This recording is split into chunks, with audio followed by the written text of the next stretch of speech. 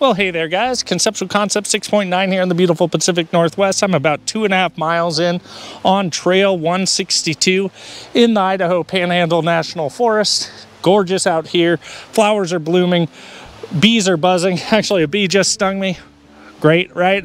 But part of being out in nature. So after my 2-week hiatus, missed one video, I figured I'd get back to it. So today we're going to be discussing 7.62 by 39 versus 5.56 and what roles those can fill in terms of different classifications of rifles, right? We've got 5 big ones in terms of most people's minds. For me, it's about 5 major categories. There are subcategories, of course. And so let's go through it. These are intermediate cartridges. So sniper rifle for me is just out the window. You're not going to get the terminal effectiveness or the range to use a 5.56 or 7.62 by 39 as a sniper rifle.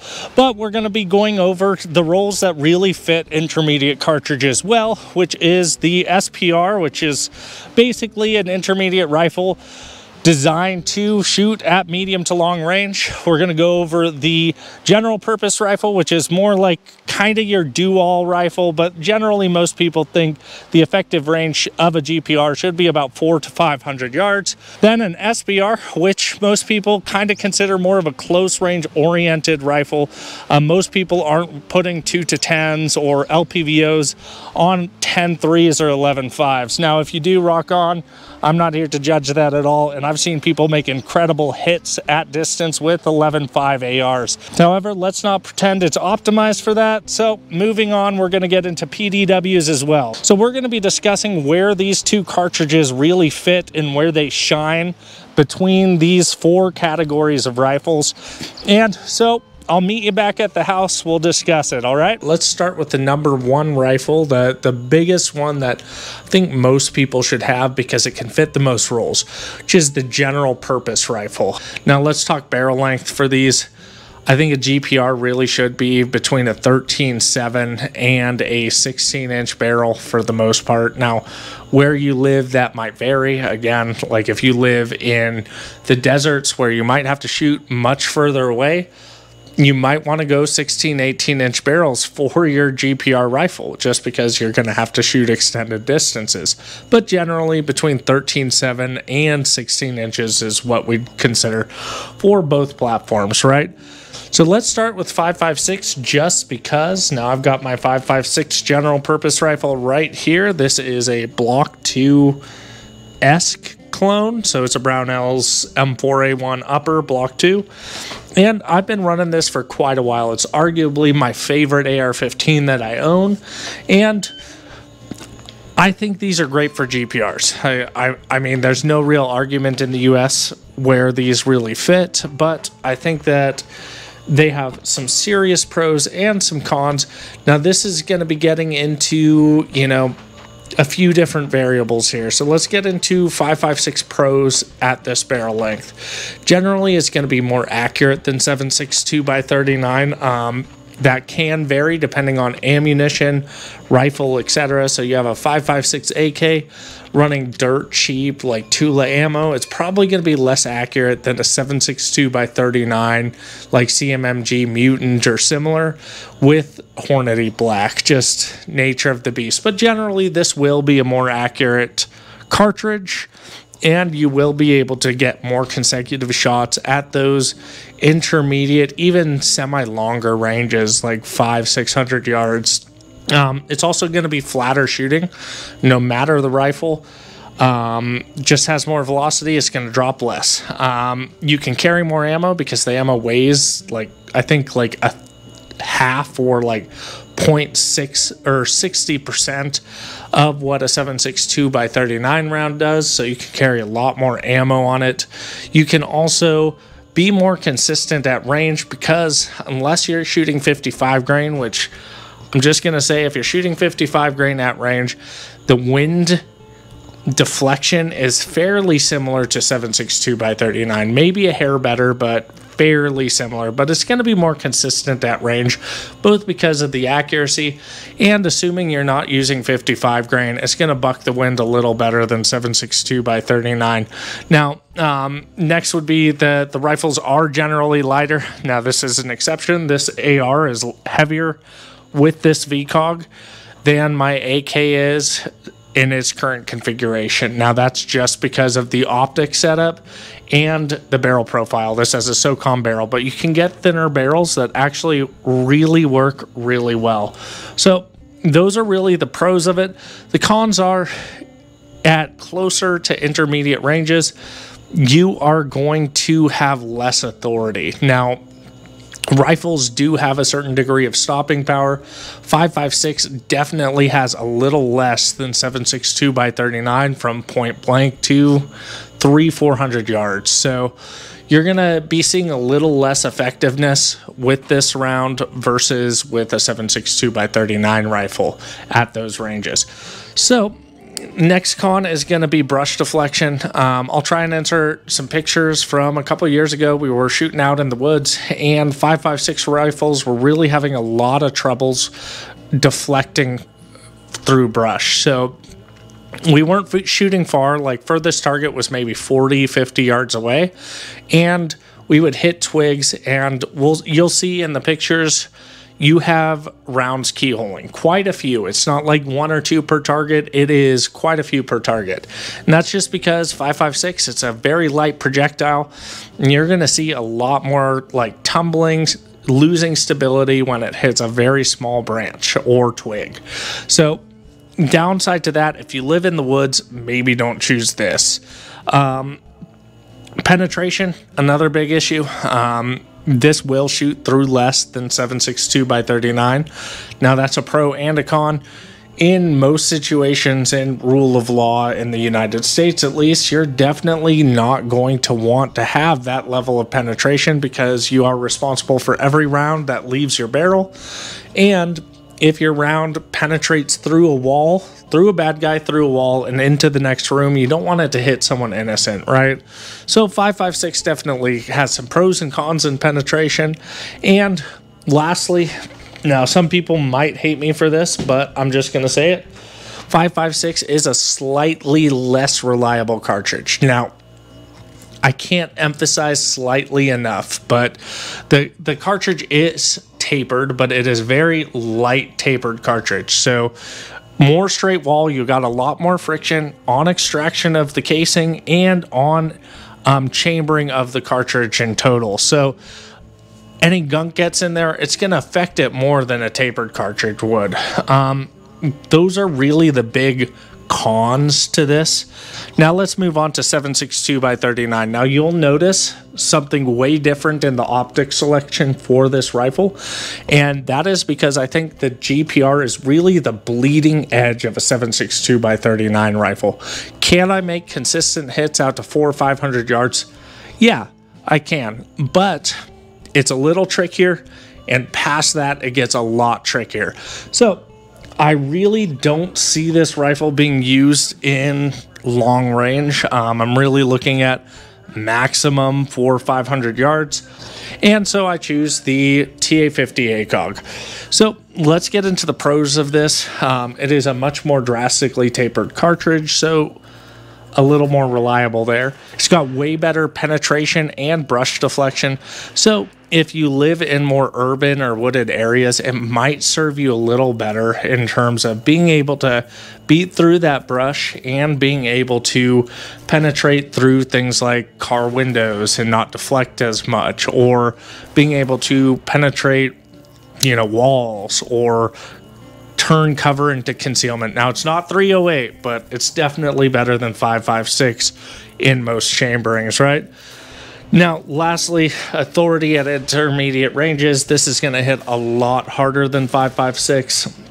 Just nature of the beast, is a 30 cal bullet, and it really is going to favor not the 16-inch barrel, but like the 14.5, 13.9, 13.7-inch barrel over the 5.56. It's definitely going to outperform it in those barrel lengths. Now, again, you can still shoot at range with the 14.5, but 7.62 by 39 doesn't lose a lot of velocity there. In fact, in my testing, some of the rounds you actually don't see a major difference in your spread between a 16-inch barrel and a 14.5. So there's that. Now the cons are the ammo is going to weigh a lot more, so you're going to carry a little less, and just nature of the beast. It's also larger, so your magazines are going to be larger.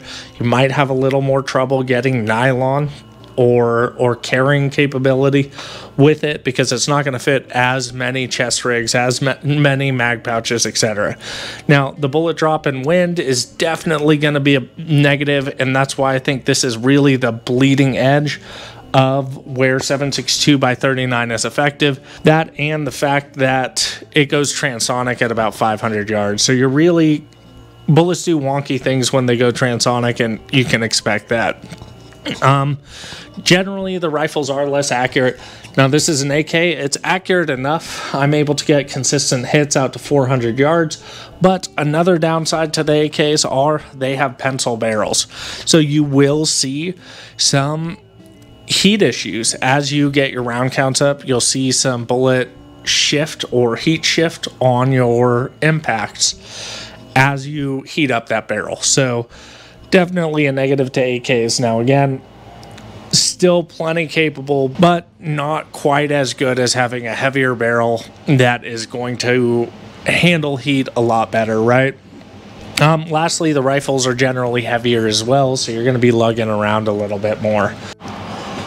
So now that we've talked about GPRs and really that being the bleeding edge of 7.62 by 39, let's move on to where 7.62 by 39 really shines, which is in the SBR category. So between 10 and 12.5 inches, I think that 7.62 by 39 is a superior round to 5.56. Now, I'm not saying that 5.56 is absolutely useless, but you're only losing 100 to 150 feet per second, depending on cartridge, going with a 12-inch barrel versus going with a 16. So that is a very, very minimal cartridge shift, right? So where this shines really is this cartridge does not rely on velocity as much to be effective. So you're really seeing an effective range of about 350, 400 yards with a 12 to 12.5 inch barrel AK, and terminally effective. Really, it's going to thump hard at those ranges still. Versus a 5.56, you're starting to see a bleed off on terminal performance just because of what the cartridge does on impact, right? So definitely going to benefit there. It's going to retain energy being shorter, still handy, still a good rifle. I really think this is where the AK shines. This is Gold Star Primo AK, right? So now we're looking into the SBRs on 5.56. So let's just say 10 to 12 inches, 10 to 12.5. You're really on the bleeding edge of how short of a barrel I think you should go with a 5.56 rifle.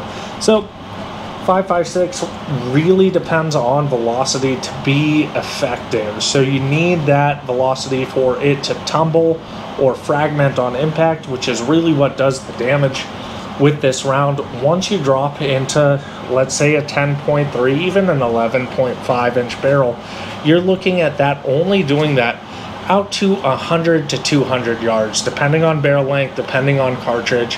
And so you're going to see a loss of effectiveness out of this. Now, can you still put in work with this? Yes, I think this is still really good. The SBR 5.56 is still incredibly good at this barrel length, but I think this is really where you should stop. Personally, I think this is the bleeding edge, kind of like the GPR 7.62 by 39. The 13.7 to 16 inch barrel length is really the bleeding edge of as far as I want to go with the 7.62 by 39, just because of the cartridge's capabilities. So let's go ahead and move on. So now let's move on to the niche categories. I'm going to start with PDW because I think in a lot of ways this might be the angle most people should go past a GPR. So I have a CZ Bren 2 in 7.62 by 39. This is 9-inch barrel. You could get a 7 or a 8-inch barrel 7.62 by 39.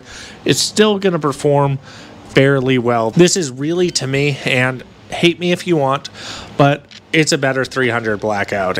And I only say that for logistical complications and dangers in your gear. So 7.62 by 39 for me is my 300 blackout as well, just because 300 blackout does fit in a 5.56 chamber, and there's steps you can take to mitigate it and make it borderline impossible for a 300 blackout to find its ugly way into your 5.56 chamber. But accidents happen, people get tired, people make mistakes. One of my friends who's a fairly avid shooter and fairly responsible had his 5.56 gun blow up just because he took his son out and they were out shooting. His son loaded the wrong magazine in.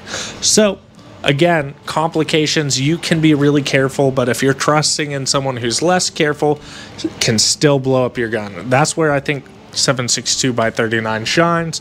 It is still a very effective cartridge out of a 7 to 9-inch barrel because, again, you are not relying on velocity to be effective.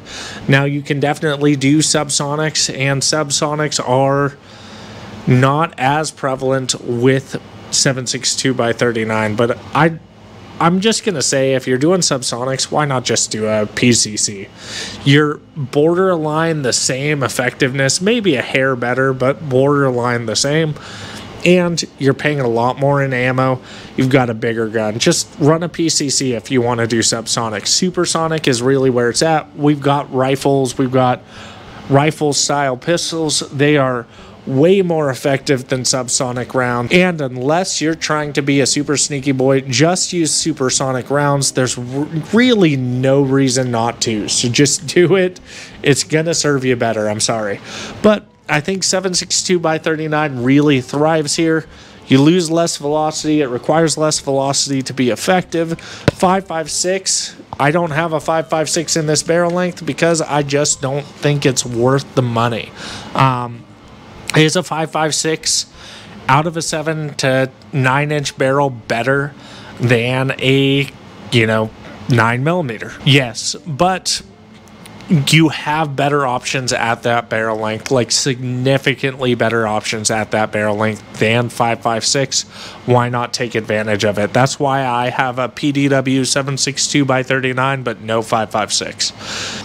All right, so now we're moving on to the last category that I think these intermediate cartridges really fill, which is the SPR special purpose rifle. Really a rifle that is designed to be optimized for range. SPRs generally are optimized for between 300 and 800 yards, and I'm just going to say 7.62 by 39 can get the hell out of here because while you can, Robski's shown shooting out at those ranges, it is a lot more challenging than 5.56. So personally, I don't have a 5.56 SPR right now, but we're going to go ahead and use this as an example. 5.56 definitely can make hits out at range. People are shooting 14.5 and 13.9 rifles out to 800 yards. Actually, I think 9-Hole Reviews just did a video on a competition-based rifle, and they shot it first round hits all the way out to 700 yards. 800 yards they were all able to follow in just following the impact. Very impressive. 7.62 by 39. Not going to do that. Unless you're Robski, super talented shooter, knows the wind holds, all that stuff, you probably could manage, but 5.56, let's not pretend it's better for that than 7.62 by 39. So I think the SPR is really the 5.56 rifles niche, and I think the PDW is the 7.62 by 39 rifles niche. So anyways, let me know in the comments down below what you think, and I'll see you next time, guys.